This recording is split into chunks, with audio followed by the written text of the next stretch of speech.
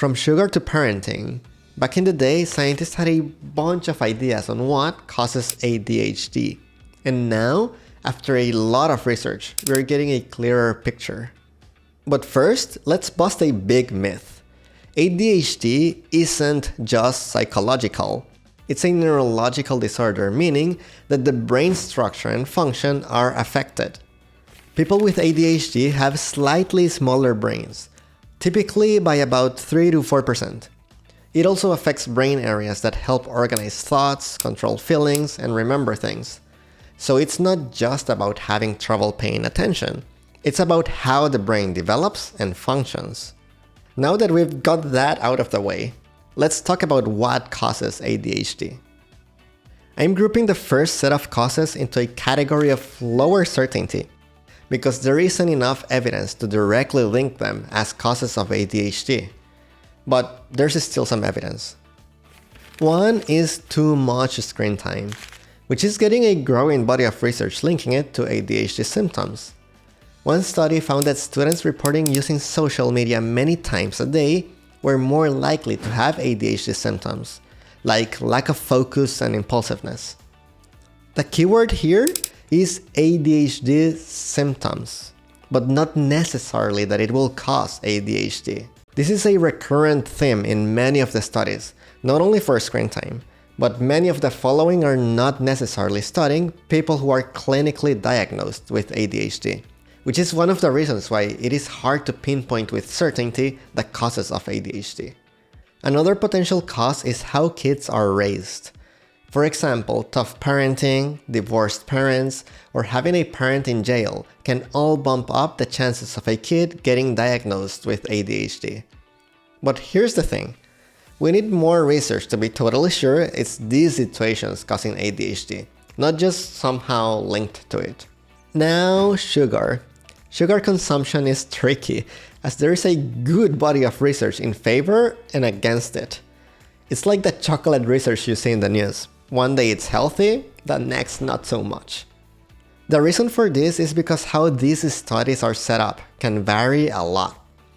The number of people and where they come from varies, and the same applies to diagnostic tools.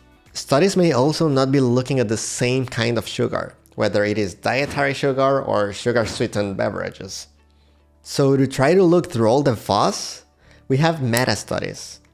Meta-studies take a bunch of studies on a topic, like sugar and ADHD, and see what the big picture is.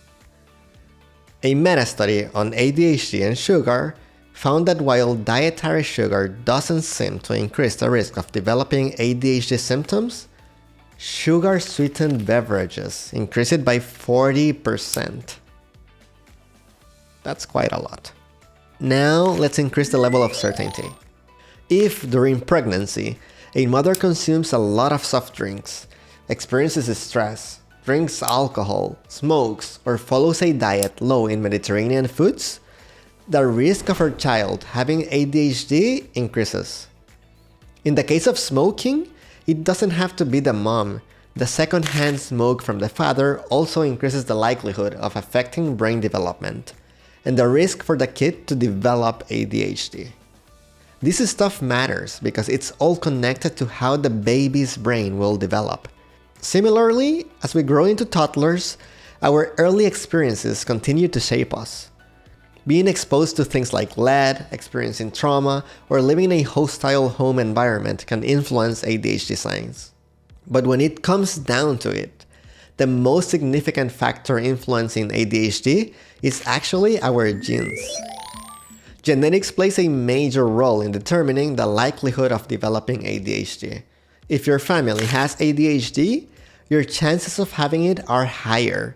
About 70% of what influences ADHD comes from genetics.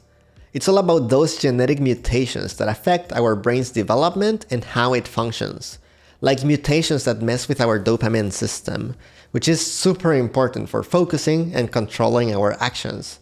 So, although genetics is a significant factor, the specific causes of ADHD can vary for each person, influenced by a combination of their genetic makeup and environmental factors that we just discussed previously.